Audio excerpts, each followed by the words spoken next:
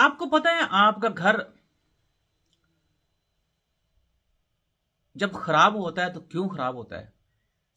मेरी नाकस अकल के मुताबिक इसकी दो बड़ी वजूहात हैं। पहली वजह कि जब आप अपने घर के बारे में अच्छे फैसले नहीं करते और वक्त पे नहीं करते। दूसरी वजह, आपके घर के अंदर जब खराबियां पैदा हो जाती हैं तो फिर आप किसी दूसरे को स्पेस देते हैं कि वो उन खराबियों को मजीद खराब करे। घर आपका खराब हो जाता है। और जब आपका घर खराब हो जाए तो ये आप भी समझते हैं, मेरी भी नाकस अकल ये काम करती है कि उन खराबियों को दूर करने में टाइम लगता है। और घर के अंदर जो अफराद रह रहे होते हैं उनको फिर उन खराबियों को ठीक करने की कास्ट भी पे करनी पड़ती है। जैसे प्राइम मिनिस्टर साहब ने अभी ये कहा है कि आईएमएफ के मुतालबात के ऊपर अमल दरामद करने के बजाय मैं मुआशी बहाली का ख्वाहा हूं, या मेरी विश है कि मुआशियत जो है वो बहाल की जाए। इसके लिए उन्होंने एक टास्क फोर्स बनाई है जिसमें पब्लिक और प्राइवेट सेक्टर के लोग शामिल हैं, ताकि हम मिलकर फैसले करें। क्योंकि उनका मानना यह है कि मैं सारे का सारा वजारत खजाना के ऊपर नहीं छोड़ूंगा। अब वजारत खजाना आपके सामने ही है।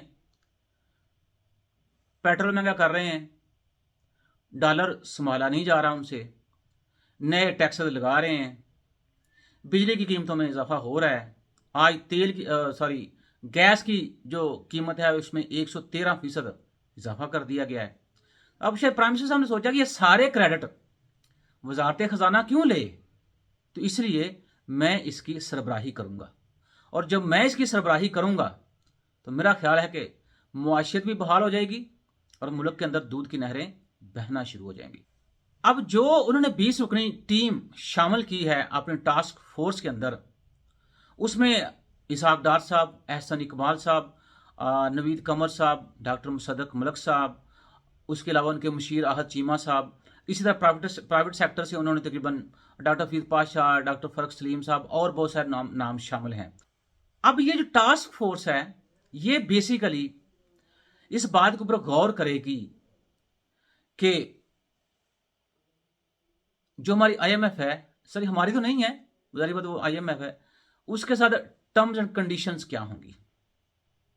अब मुझे नहीं पता ये किस सेंस में बात कर रहे हैं। फिर वो साथ ये भी कहते हैं कि जो टास्क फोर्स है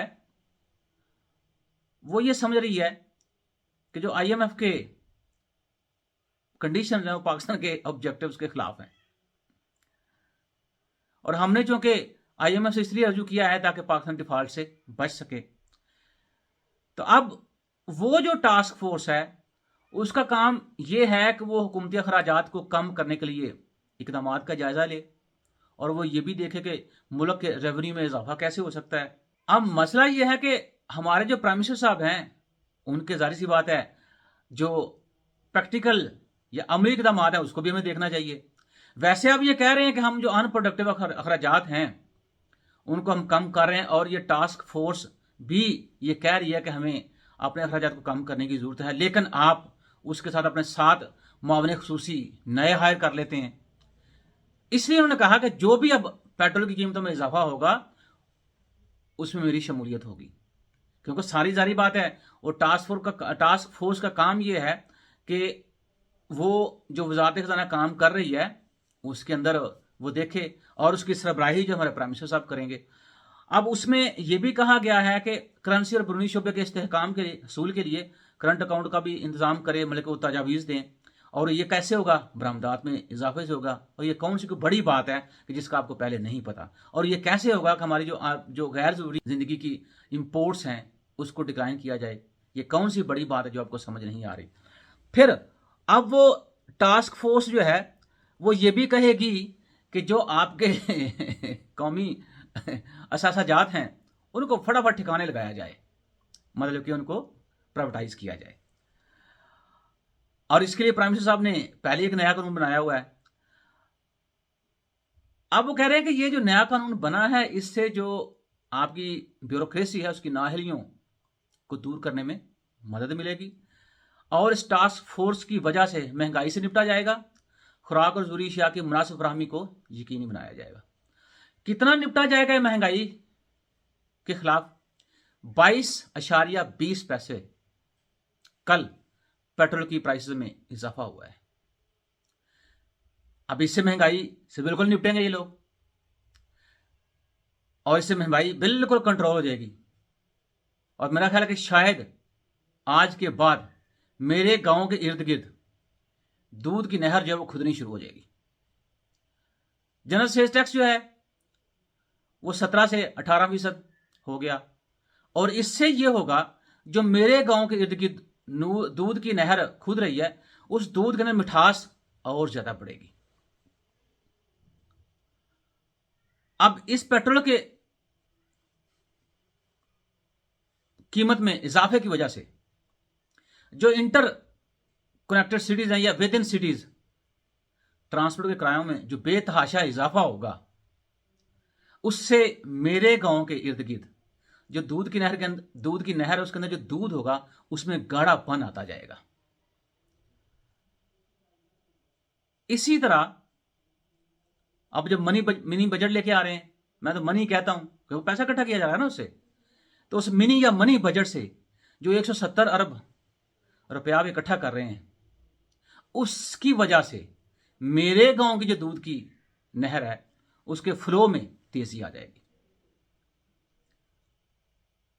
लेकिन दूसरी तरफ ये भी ताने दिए जा रहे हैं कि पाकिस्तानी जो है वो 300 रुपये फी लीटर 500 रुपये फी लीटर भी तेल डलवाएंगे। बताइए पाकिस्तानी कहां जाएं? जिनकी फैमिलीज बाहर हैं, जिनके बच्चे बाहर पढ़ रहे हैं या जिनकी ड्यूअल नेशनैलिटीज है उनको तो परेशानी नहीं है, लेकिन मेरे जैसा आम बंदा या आप जैसा आम बंदा जो पाकिस्तान में रह रहा है वो बेचारा क्या करे, कहां जाए? आपके ताने भी बर्दाश्त करे, महंगा पेट्रोल भी इस्तेमाल करे, महंगा दूध, महंगी ज़रूरियाती ज़िंदगी की चीज़ें, हर चीज़ महंगी वो इस्तेमाल करे, ठीक है। लेकिन आप एक ही गर्दान अलापें, इन सारी चीज़ों का हल इलेक्शन में है। हाँ, इलेक्शन जब आप करवाएंगे तो एकदम से अपने मसाइल का सारा एजेंडा इकट्ठा कर लेना है और उसके सोल्यूशन लेके आपने एकदम से मुल्क पर इंप्लीमेंट कर देना है। तो फिर पाकिस्तान के अंदर रोज़गार भी बढ़ेगा, महंगाई भी कम होगी, चीज़ें बहुत सस्ती मिलेंगी। पेट्रोल कंपनी हो तो आपके घर आके देंगे, भाई पेट्रोल डलवा लो गाड़ी के अंदर, आपकी बड़ी मेहरबानी। वैसे आप कहते हैं कि जेल भरो तहरीक शुरू करो, लेकिन अपनी जमानत के लिए अब अदालत में पेश नहीं होते। तो ये हैं हमारे जो सियासी लीडरान। मैं सारों की ही बात कर रहा हूं कि जिनके कॉल ऑफ फेल में आप तजाद खुद देख लें। और ऊपर से IMF ने कहा है कि हमारी जो नेक्स्ट मीटिंग है, जो भी आपने हमें मेमोरेंडम दिया है उसको डिस्कस करने के लिए हमें टाइम चाहिए। तो मतलब चीज़ें अभी भी अनसर्टन हैं। जैसे हम हैं इसी तरह हमारा हाल है। तो मेरी दुआ है कि अल्लाह ताला आपको और मेरे मुल्क को कायम और दायम रखे।